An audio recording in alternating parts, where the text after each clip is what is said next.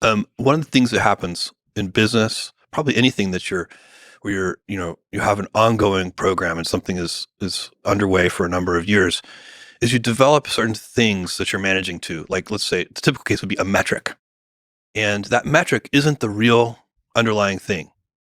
And so, maybe the metric is efficiency metric around customer contacts per unit sold or something. Like if you sell 1 million units, how many customer contacts do you get, or how many returns do you get, and so on and so on.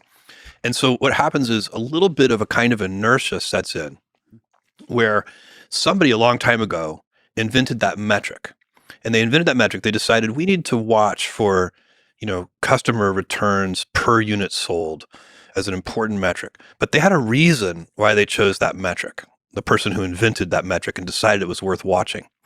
And then fast forward 5 years, that metric is the proxy. The proxy for truth, I guess. The proxy for truth, the proxy for customer, let's say in this case, it's a proxy for customer happiness.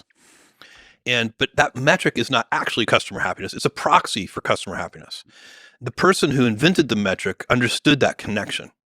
5 years later, a kind of inertia can set in and you forget the truth behind why you were watching that metric in the first place. And the world shifts a little. Yeah. And now that proxy isn't as valuable as it used to be, or it's missing something.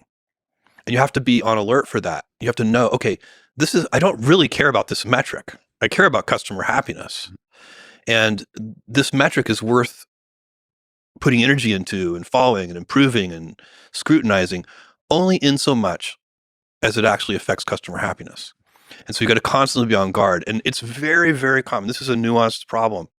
It's very common, especially in large companies, that they are managing to metrics that they don't really understand. They don't really know why they exist. And the world may have shifted out from under them a little. And the metrics are no longer as relevant as they were when somebody 10 years earlier invented the metric.